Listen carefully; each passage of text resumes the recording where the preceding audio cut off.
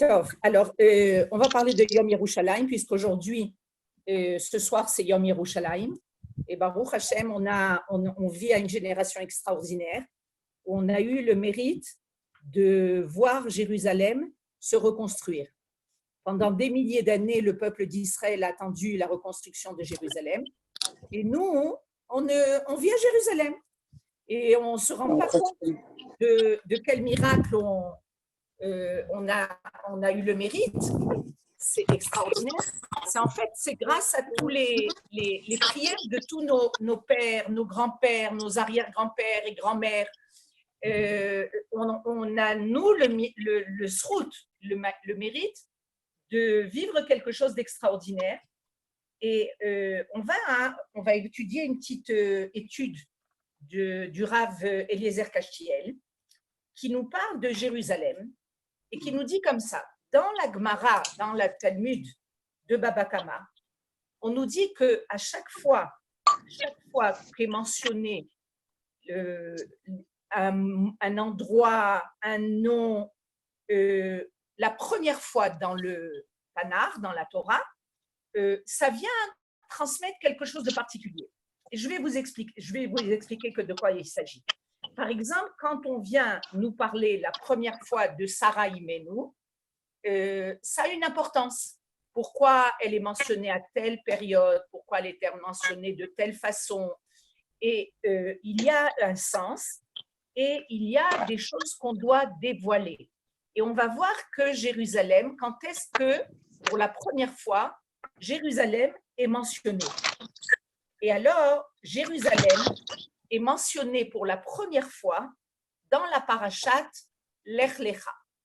Imaginez-vous, à Lech Lecha, c'est-à-dire la première fois où on commence à parler de Avraham Avinu. En fait, Avraham Avinu, on commence à parler à la fin de la parashat de Noach. Aval, véritablement, l'histoire de Avraham Avinu commence à partir de Lech Lecha.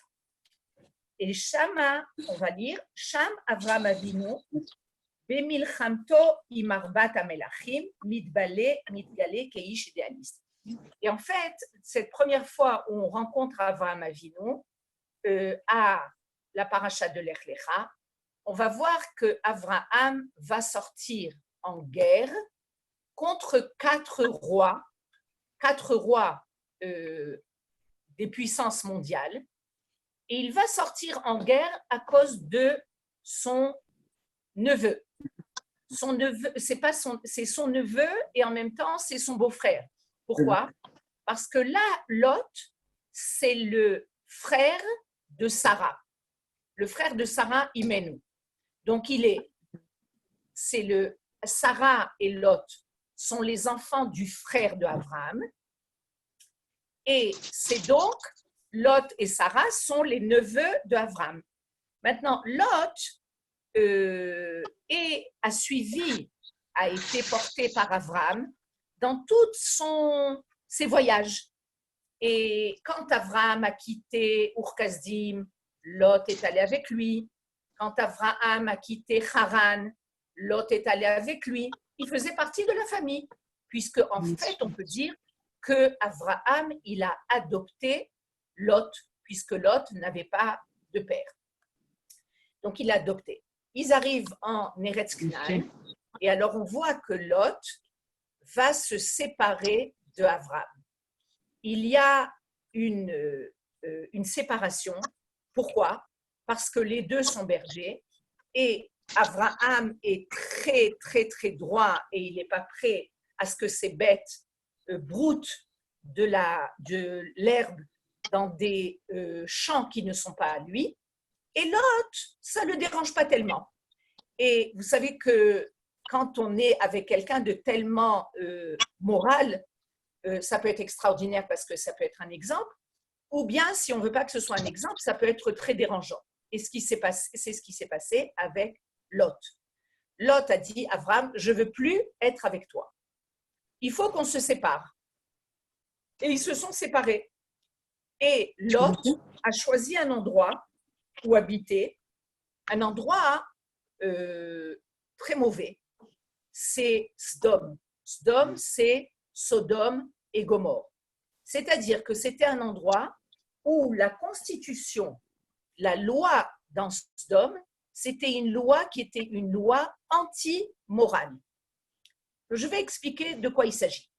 À Sdom, il se passe qu'il y avait des gens qui ont fait de cet endroit un paradis sur terre. Ils ont travaillé, ils ont rendu cet endroit un jardin verdoyant, avec une très belle, avec de l'eau, avec du bétail, avec des jardins, des fleurs. Et les gens de Sdom ont dit, pourquoi est-ce que ceux qui n'ont pas travaillé dans cette ville, ils n'ont pas le droit de venir habiter dans chez nous ou bien être invités chez nous. C'est-à-dire qu'ils avaient une société qui était complètement fermée. Et ils étaient antisociaux. Ils ne voulaient que les gens de leur ville. À tel point qu'il y avait une loi dans la ville de Sdom, une loi qui disait que si quelqu'un était invité par un habitant de Sdom, eh ben, il devait être renvoyé. C'est-à-dire, mamash anti-chesed, anti-bonté. Et c'était mamash des gens qui étaient raïm, des gens qui étaient mauvais et qui étaient très égoïstes. Et alors, Akadosh Baruch Hu, il a vu par la suite, il a vu qu'est-ce qui se passait à Sdom. Qu'est-ce qu'il a fait? Il a détruit Sdom. Et il a rendu cet endroit un endroit complètement désert. C'est en fait l'endroit de la mer morte. Vous savez qu'à la mer morte, il n'y a pas de possibilité de vie, il n'y a pas de poissons, il n'y a pas de végétation, parce que c'est un endroit qui a été maudit et qui a été anéanti et détruit par Akadosh Baruch Hu. Maintenant, on revient. Et c'était là-bas où il y avait Sdom. On revient. C'était là-bas où il y avait Sdom. Vous me parlez? Oui, c'était là-bas où c'était Sodome, en fait, où il y avait la mer morte. Exactement. Sodome, c'est là où il y a la mer morte de nos jours. Mais bien sûr. Magnifique. C'est aride, c'est chaud. Il n'y a rien qui vit là-bas. Pourquoi? Parce qu'Akadosh Baruch Hu, il a maudit cet endroit et il a détruit cet endroit qui était un véritable paradis, qui était un endroit magnifique. Étant donné que les gens n'étaient pas prêts à vivre avec du chesed, Akadosh Baruch Hu a dit, dans un monde où il n'y a pas de chesed, il n'y a pas de possibilité d'existence. C'est-à-dire que Dieu a créé le monde, en fait, pour qu'il y ait du chesed, pour que les gens s'entraident, pour que les gens se donnent l'un envers l'autre. Et bien, s'il y a un endroit où il n'y a pas de chesed, eh ben, on va le détruire. C'est ce qui s'est passé à Sdom. Maintenant, Lot, il va choisir cet endroit-là. Il va choisir Sdom. Mais avant de choisir Sdom, on va voir dans la Torah que Lot a été fait prisonnier. Il a été fait prisonnier par 4 rois. Et Abraham, l'oncle donc de Lot, décide de partir en guerre contre 4 rois super puissants qui sont là et qui veulent détruire et qui veulent mettre à mort Lot. Et Abraham va essayer de le libérer. Et alors, il a réussi. Et à la fin de ce combat, Nigash le Avraham Meler Sdom, c'est-à-dire le roi de Sdom, donc on a parlé de quelle est cette ville de Sdom, va vers Avraham et Vayatsa Meler Sdom likrato achare shuvo miakot et kadarlam vet amelachim asherito el emek shave ou emek amelech. C'est-à-dire qu'après ce combat, le roi de Sdom, d'accord, va aller vers le vainqueur, qui est en fait Avraham Avinu. Et on nous dit comme ça, tous les peuples, non seulement le roi de Sdom, mais en fait les autres rois qui ont combattu contre Avraham, Omdim Nifalim Moul Avraham Avinu. C'est-à-dire qu'ils sont stupéfaits des actes, de l'acte, du combat de Avraham Avinu. Moul Adam Prati, c'est-à-dire qu'en fait, il y a son neveu, un homme qui a été emprisonné, et Avraham va sortir dans une guerre qui est une guerre très dangereuse. C'est-à-dire qu'il prend les gens qui étaient avec lui, ses élèves, et il va sortir en guerre contre quatre grands rois puissants. Et Nichnas les Sugia ben Leumit, Nilcham Neged Kochot Recha, Lelo Shum Interes. C'est-à-dire que Avraham Avinu va sortir en guerre, et en fait, c'est seulement pour libérer son neveu. C'est-à-dire qu'on voit que ce n'est pas véritablement par intérêt, et il se met en danger, mais il y a une notion chez Avraham qui s'appelle le tzedek, c'est-à-dire la justice. Kol ha'amim kulam machizim chez Avraham ou Melech HaMashiach. C'est-à-dire qu'en fait, tous les rois et tous les peuples ont vu l'acte, l'agissement de Avraham, et ils ont été super impressionnés par ce qu'il a fait, que de se mettre en danger pour faire apparaître la justice. Et à tel point, c'était quelque chose de particulier, qu'on va venir et dire à Avraham, on a l'habitude de gens qui font de belles déclarations, mais c'est les belles déclarations, elle ne met pas la vie en danger de quelqu'un. Mais Avraham, non seulement il avait des belles déclarations, mais il se mettait lui-même en danger. C'est-à-dire qu'il combattait pour la justice. C'est-à-dire qu'il y avait quelque chose que le monde ne connaissait pas. Et ils ont vu en lui quelqu'un d'exceptionnel. Et ils disent comme ça, Kulam Akirim Shavram Avinu ou Moshia Aenoshut. C'est-à-dire qu'il y a quelqu'un qui est en avant de l'humanité et qui va mettre en avant ses principes, ses valeurs, et il va combattre, il va sortir en guerre pour ses valeurs. Donc Avraham, notre père, le père de tout le peuple d'Israël, est celui qui va sortir en guerre pour mettre en évidence ses valeurs. Et alors, on va lire ce qui est marqué dans la Torah. Vayetse melech Sdom likrato. Et le roi de Sdom est sorti vers Avraham. Achare shuvo miakot et Kedarlaomer. Après qu'il a vaincu Kedarlaomer, c'est un nom d'un roi.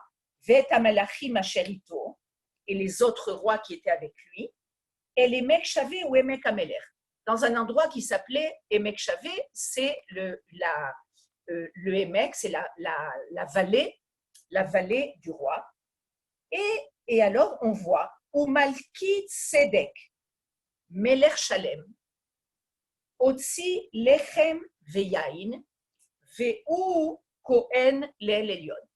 Et il y a un roi qui s'appelle Malki Tzedek.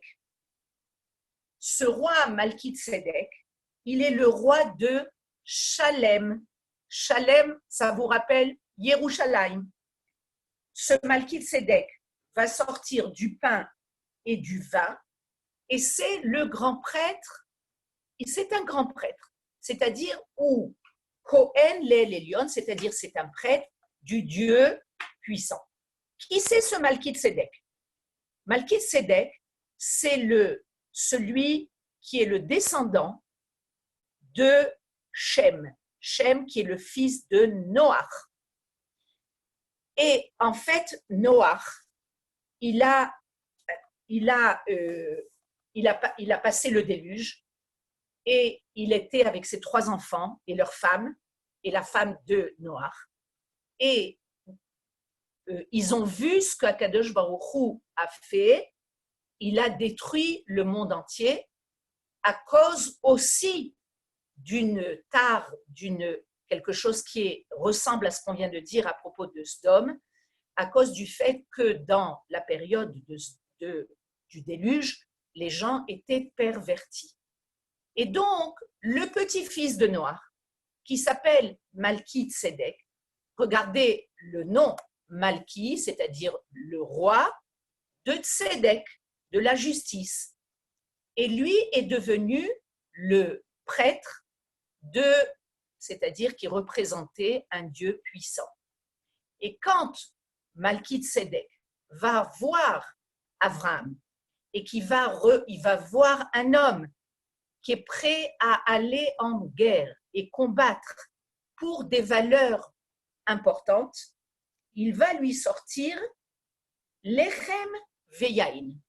Lechem veyain, c'est-à-dire de la nourriture, c'est le pain, et de la boisson, c'est le yain. C'était l'habitude de recevoir des invités. Vayevar Cheu, et ce roi Malki Tzedek va bénir Avram.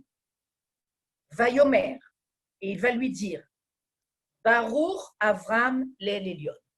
Sois béni Avram, il n'est pas encore Avraham, il est Avram.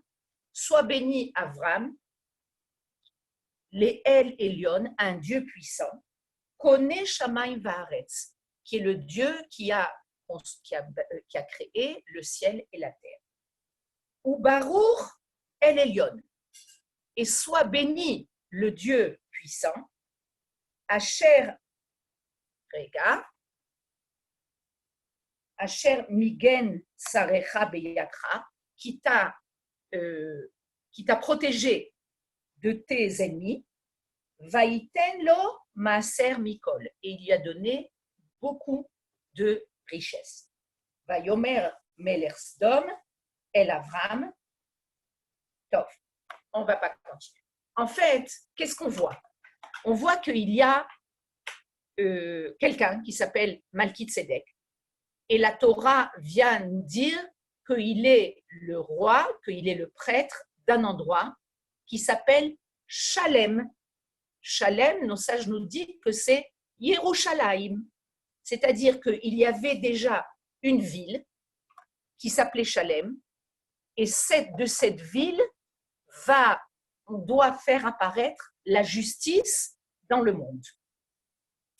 Et donc, cet homme-là, Malki Tzedek, va désigner Abraham comme étant celui qui va être le descendant, celui qui va prendre la flamme, la chandelle, si on peut dire le flambeau, pour continuer ce rôle de faire apparaître la justice dans le monde.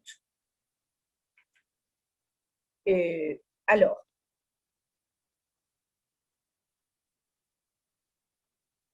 Malki Tzedek, c'est un homme, c'est un roi, qui pour lui, ce qui est très important, c'est le Tzedek.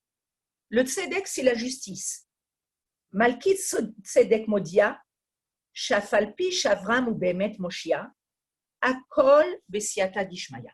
C'est-à-dire que Malki Tzedek, il va transmettre un message dans le monde, que malgré le fait que Bemet Avram a fait un acte exceptionnel, mais il vient représenter une force suprême qui est une force divine. Yesh El Elyon, c'est-à-dire qu'il y a un Dieu puissant. Vebemen ve'achen kargam tguvat Avram vaiten lo maaser mikol, c'est-à-dire qu'il voit en Abraham celui qui va amener le monde à des valeurs qui sont des valeurs de justice. Malki Tzedek, c'est-à-dire que tant qu'il n'y a pas de justice, il y a un monde qui peut aller en perdition. Par exemple, qu'est-ce qui se passait à Sdom? À Sdom, il n'y avait pas de justice. C'est-à-dire que on raconte que celui qui voulait prendre, il y avait des gens qui passaient, c'est un étalage de pommes, et ils prenaient une pomme, il y en a un qui prenait une pomme, et alors on lui disait, mais tu n'as pas le droit de prendre une pomme. Il dit, bon, mais c'est juste une pomme, je veux goûter. Et puis il y avait un autre qui prenait une pomme, et un autre qui prenait une pomme. Et alors la personne qui tenait cet étalage se retrouvait sans aucune pomme. Pourquoi? Parce qu'en fait, il n'y a pas de possibilité de prendre sans payer. Et là, Abraham, et ça commence par Malki Tzedek, veut rétablir une justice dans le monde. El Mol Malkid-Sedek, Omedet Gishat Meler Sdom. Devant Malkid-Sedek, il y a Malkid-Sedek et il y a un autre qui est le roi de Sdom. On peut s'imaginer que le roi de Sdom, ce n'était pas un homme qui était un homme super, super moral, puisque c'était le roi d'un endroit qui était perverti. Et le roi de Sdom va dire à Avram comme ça, Tenli anefesh ve'arechush kach lecha. Qu'est-ce qu'il lui dit, le roi de Sdom? Donne-moi les gens, c'est-à-dire les personnes, ve'arechush kach lecha. Et toi, tu prendras la richesse, tu prendras les biens matériels. On va essayer de comprendre. Barour le Meler Sdom, chez Avraham mitkaven lakachat leatzmo et kol hashalam. Pour le roi de Sdom, qui était le roi d'un endroit qui était perverti, c'était évident que si Avraham avait été vainqueur dans cette guerre, il allait faire d'eux tous des prisonniers et il allait prendre toute leur richesse. Et c'est la raison pour laquelle le roi de Sdom, il dit, bon, on est prêt à te donner notre richesse, mais ne fais pas de nos gens des prisonniers. Aval et Avram yesh tfisa acheret. Mais Avram n'a aucune intention, malgré le fait qu'il est vainqueur. Il n'est pas venu pour prendre.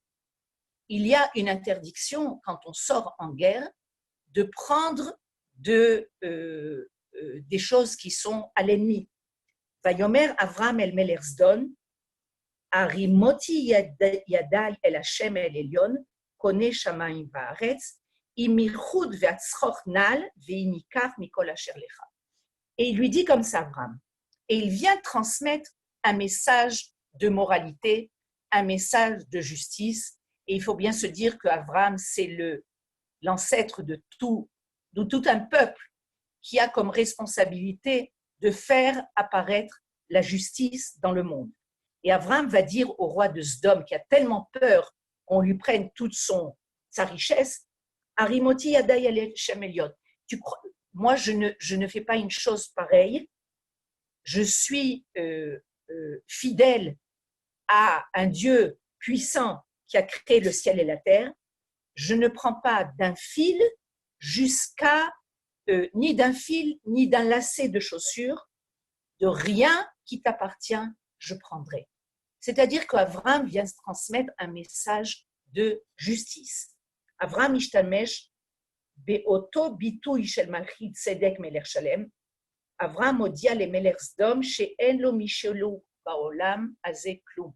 Avram vient dire, moi la richesse ne m'intéresse pas. Pourquoi? Parce qu'aucune richesse n'appartient à la personne. Toutes les richesses appartiennent à Kadosh Baruch Hu. Mais ce que Kadosh Baruch Hu m'a donné, il me l'a donné de façon morale et juste, ça me revient. Mais le reste ne m'appartient pas.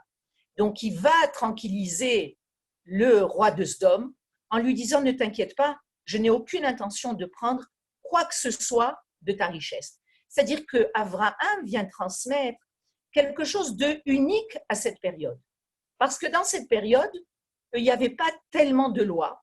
Il y avait la loi du plus fort, la loi du plus fort, la loi du vainqueur. Celui qui est le plus fort va être celui qui va gagner et qui va recevoir tous les biens de l'autre. Avram vient enseigner au monde qu'il y a une autre loi, la loi d'un monde qui est basé sur une croyance en un Dieu unique, que Akadosh Baruch Hu, que ce Dieu unique, ce Dieu puissant, tout lui appartient. Et que ce qu'il nous donne, ça nous est donné par la volonté divine. Et on n'a pas le droit de prendre quoi que ce soit qui ne nous appartient pas. Be'imut achaziti im Sdom mofia la rishona batorah Yerushalayim. Car ratzta Torah shenipagesh im Yerushalayim mul Sdom. C'est-à-dire que la première fois qu'on rencontre le mot Yerushalayim, c'est quand il y a une discussion entre Abraham et le roi de Sodome. Et dans à quelle occasion on rencontre Yerushalayim, quand Dafka, justement, au moment où il y a une pensée qu'Abraham va prendre la richesse du roi de Sodome, Abraham va dire, pas du tout, ça t'appartient et je ne le prends pas. C'est-à-dire que Yerushalayim, la première fois qu'elle est mentionnée, elle est mentionnée au niveau de la justice. Et elle est mentionnée par rapport au roi de Sodome. Mais parachat Vayera, la paracha juste après la parachat Lech Lecha, Mamshir Haïmoud ben Avram ou ben Sodome, continue le conflit entre Avram et Sodome. Et il y a trois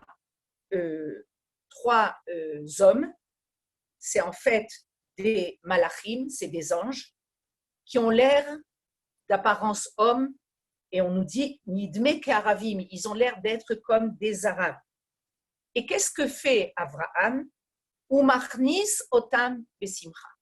C'est-à-dire qu'Abraham avait comme particularité la bonté, et il les fait rentrer chez lui avec beaucoup de joie. Ta'um te'om peura beino leben Sdom. Sham kol anoten tzedaka u'machnis ochrim ne'enash bemita. Et on voit la différence énorme entre Abraham et avec le roi de Sodome. Comme on a dit au début de notre cours, chez Sodome, il n'y a aucune possibilité, il y a une interdiction de recevoir des invités. Celui qui reçoit des invités, il est mis à mort. Et qu'est-ce qu'on voit avec Abraham? On voit que quand il y a 3 personnes qui s'approchent de sa tente, qu'est-ce qu'il fait? Il va les recevoir et il va leur donner à manger. Midrashim rabim etarim et arzayutam shalam shezdom, betiu vatzdaka, shfichut adamim ou beikar et sinat achnasat ochim. Et qu'est-ce qu'il disait dans un traité du Talmud? Qu'est-ce que disaient les gens de Sodome? Lama lanu ovre drachim. Pourquoi on a besoin de faire rentrer des gens dans notre ville? Chez En Baïm Elenu, ils ne viennent chez nous, et là les chasrenu mimamonenu, seulement pour prendre de notre argent. C'est-à-dire que la pensée et la croyance des gens de Sodome, c'était quelque chose de terriblement égoïste. Et on voit par rapport au contraire des gens de Sodome, on voit l'antithèse de façon totale. Qui est Abraham? C'est celui qui va faire entrer des orchim à la maison, même sans les connaître. C'est vrai que ce sont 3 anges, mais en fait, ils ont une apparence humaine. C'est-à-dire que c'est des hommes qui rentrent, et la première chose qu'il fait, c'est qu'il les fait rentrer chez lui. La particularité de Avraham Avinu, c'est le chesed, c'est la bonté. C'est-à-dire la base du peuple d'Israël, c'est-à-dire sur quoi on a notre fondement de notre peuple, c'est le chesed. Le chesed, c'est la bonté. On nous dit que la Torah, elle commence par la lettre Bet, Bereshit, et elle termine par la lettre Lamed, Israël. Le dernier mot de la Torah, c'est Israël, c'est Lamed. Et on nous dit que Bet et Lamed Bet, c'est l'Ève, c'est-à-dire le cœur. C'est-à-dire que tout ce que la Torah vient t'enseigner, c'est de réparer ton cœur, c'est-à-dire d'être vers les autres, d'être plein de bonté, plein de compassion, plein de volonté d'aider l'autre. La Torah est pleine de ça, est pleine de halachot qui vont venir donner à l'autre et ne pas rester dans un monde qui est un monde égoïste. Khurban Yerushalayim, Metuar al-Yedé Anavi beofen travi beyoter. La destruction de Jérusalem. Malheureusement, Jérusalem a été détruite à 2 reprises. La première fois par Titus. La première fois c'est Nebuchadnezzar, Nabucodonosor, qui était le roi de Babel. et la deuxième fois par Titus, qui était le roi de Rome. Elle a été détruite à 2 reprises. Et le Navi vient nous dire comme ça, le Navi Isaïe, il vient nous dire comme ça, Shim'u dvar Hashem tzine sdom, ou kedei livnot, c'est-à-dire que quand on va parler des gens qui étaient à Jérusalem et qui ne se sont pas bien comportés, on va les comparer aux gens de Sdom. Ou kedei livnot et Yerushalayim, Omer Hanavi yesh lidrosh tzedaka ou mishpat. Mais pour reconstruire Jérusalem, le Navi Isaïe nous dit qu'il y a besoin de 2 choses. Pour reconstruire Jérusalem, il faut savoir qu'on a besoin de tzedaka ou mishpat. Mazé tzedaka. Tzedaka, c'est la charité, c'est l'aumône. Et mishpat, c'est la justice. Il est marqué comme ça. Sion bemishpat tipade. Sion, c'est Jérusalem. Jérusalem va être réhabilitée par le mishpat, c'est-à-dire par la justice, veshavea betzedaka. Et pour revenir, et ceux qui vont revenir à Jérusalem, c'est-à-dire le peuple d'Israël qui revient à Jérusalem, il va revenir grâce à la tzedaka. C'est-à-dire qu'on a besoin de ces 2 valeurs, la valeur du mishpat, la valeur de la justice, et la valeur de la tzedaka. Mishpat ou tzedaka est mavne à Ibniya à Yerushalayim. Il faut savoir que ces 2 valeurs-là, ces 2 valeurs sont les pierres d'achoppement, c'est les choses les plus importantes pour la reconstruction de Jérusalem.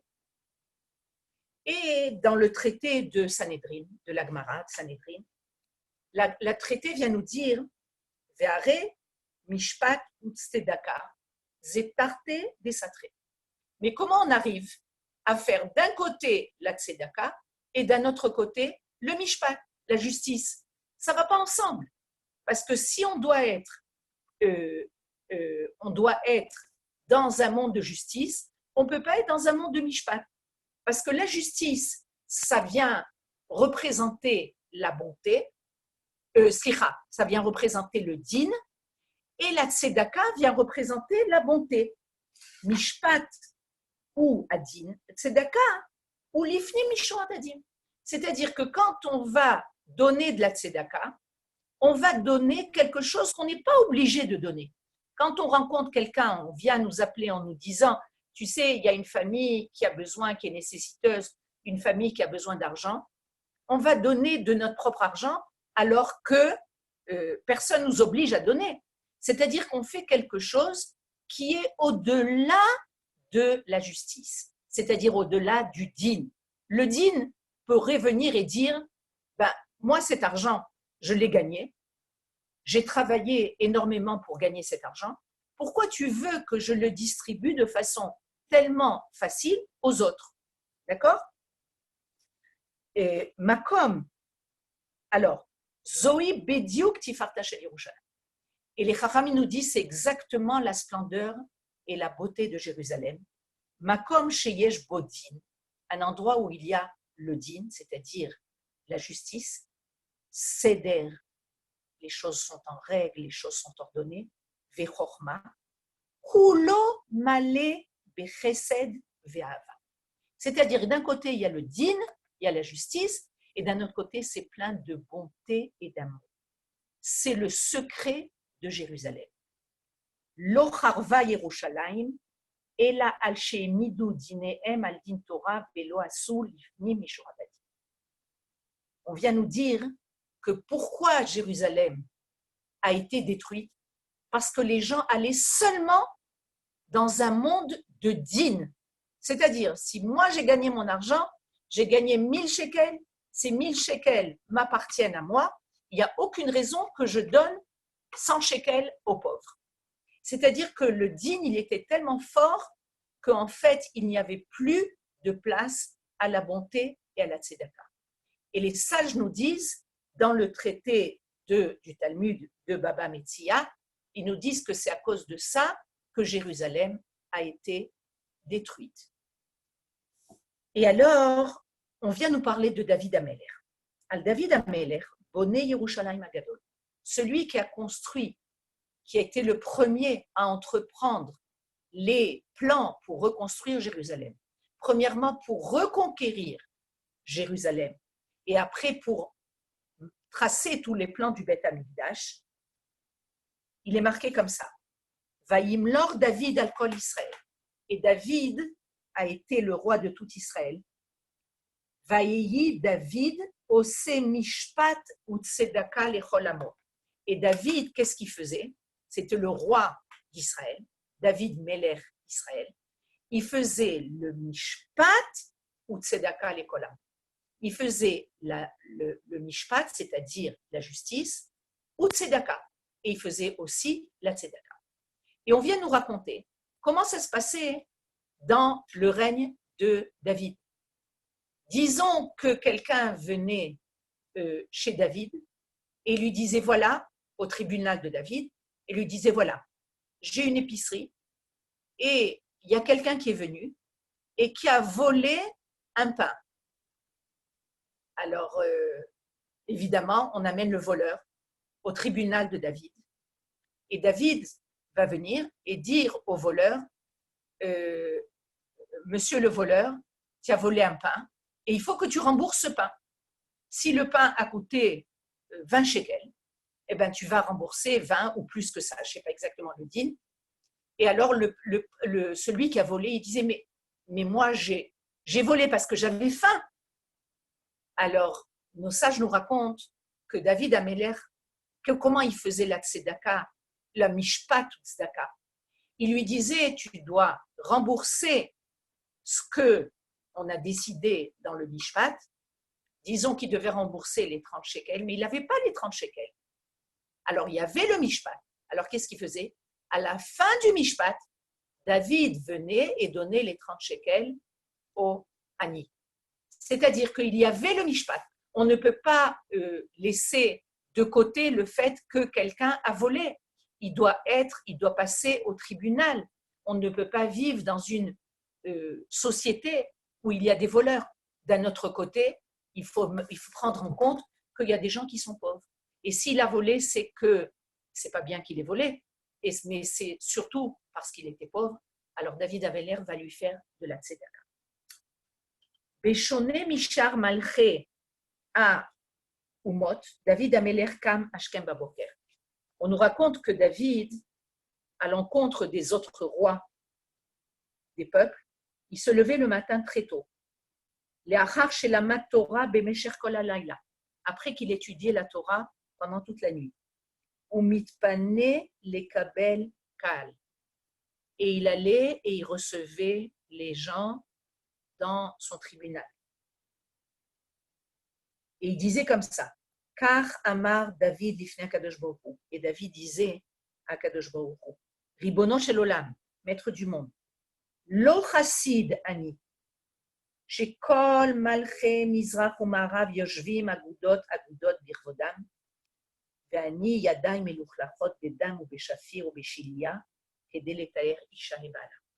Le roi David, c'était un roi qui était le roi d'Israël. Et alors il disait à Kadosh Baruch Hu, mais à Kadosh Baruch Hu, moi je m'occupe des choses les plus petites. Par exemple, je vérifie quand une femme va venir me montrer une tache de sang et vérifier si elle est pure, si elle a le droit d'être avec son mari. David Ameler s'occupait même de ces choses-là, c'est-à-dire des choses qui a priori, c'est des choses qui peuvent être fixées par quelqu'un d'autre. Non, David Ameler s'en occupait. Kol echad yachol lavo im hashela haishit shelo el David Ameler beatzmo.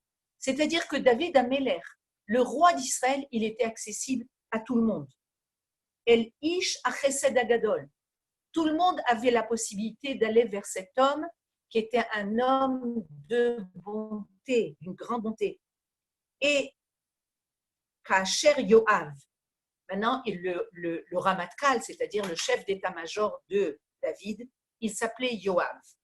Et il était dans l'armée, évidemment, de David. Quand Yoav est mort, le texte vient nous dire Vaïkaver beveito bamidbar. Et il a été enterré à sa maison dans le désert. Et on ne comprend pas exactement. Et la Gmanora nous explique. Kemidbar, ma amidbar mufkar lakol, av beito shel Yoav mufkar lakol. C'est-à-dire, on vient nous dire qu'il a été enterré dans sa maison dans le désert. Qu'est-ce qu'on vient nous enseigner? On vient nous enseigner que de la même façon que le midbar, c'est-à-dire le désert, n'appartient à personne, de la même façon, la maison de Yoav était ouverte à tout le monde. Comme le désert est ouvert à tout le monde, la maison de Yoav était ouverte à tout le monde.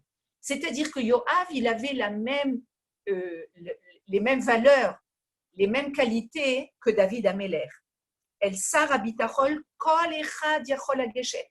C'est-à-dire qu'au chef d'état-major, qui était Yoav, tout le monde pouvait venir. Kol mishet sarich ezra yachol lavo. Tout celui qui a besoin d'une aide peut aller vers Yoav. De la même façon qu'il peut aller chez David Améler, il peut aller chez Yoav. Zo avira amalchutit b'Yerushalayim. C'est la avira, c'est-à-dire c'est ce qui se passait à Jérusalem à l'époque de David. Mangonene amimshal ve'amishpat kulam mushtatim alikron achesed.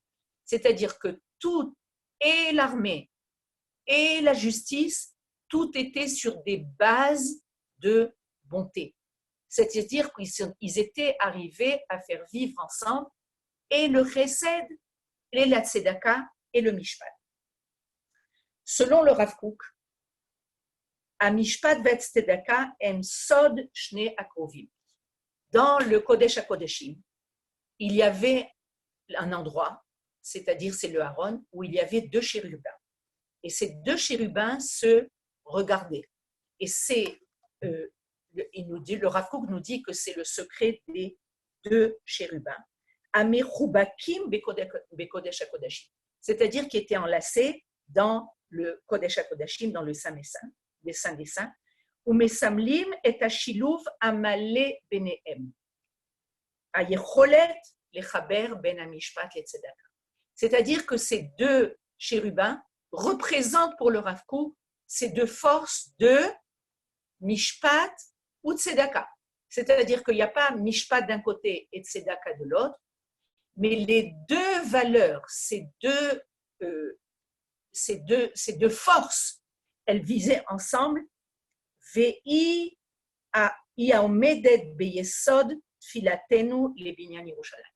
en fait, c'est la force, c'est là qu'on demande à Kadosh Baruch Hu,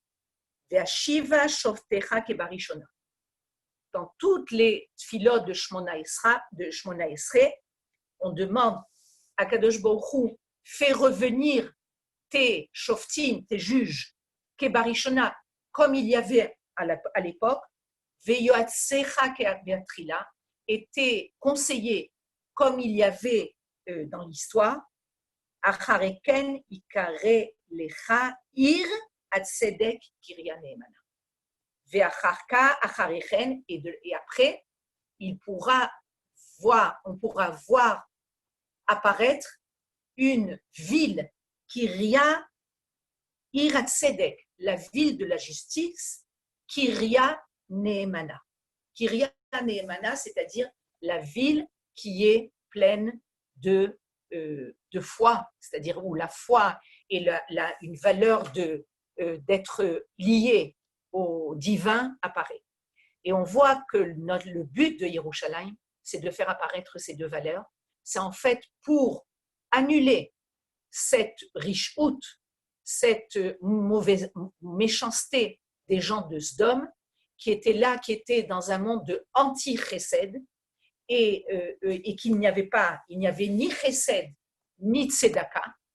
Et donc, quand le peuple d'Israël reconstruit Jérusalem, on ne reconstruit pas seulement des pierres, mais on reconstruit avec des valeurs.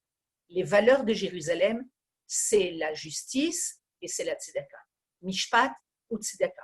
et plus on va arriver à reconstruire Jérusalem avec ces deux valeurs.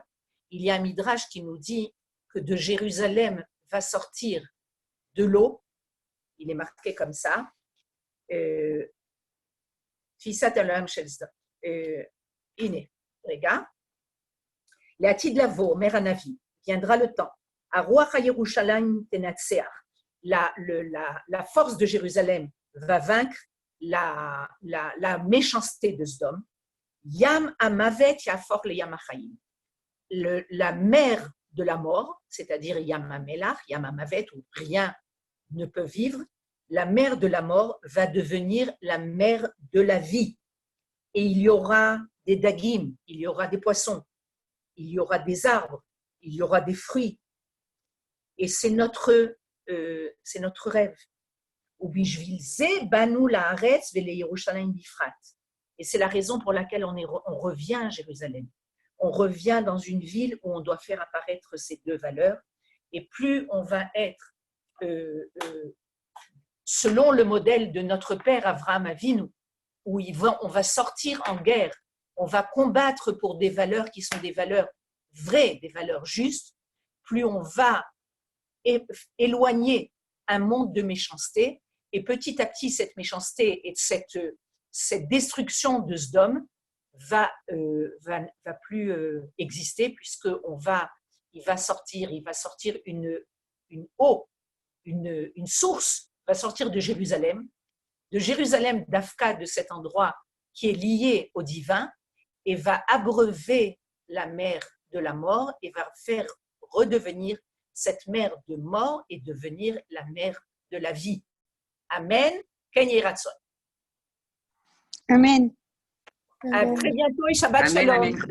Shabbat Shalom, merci beaucoup. Vakasha, להתראות.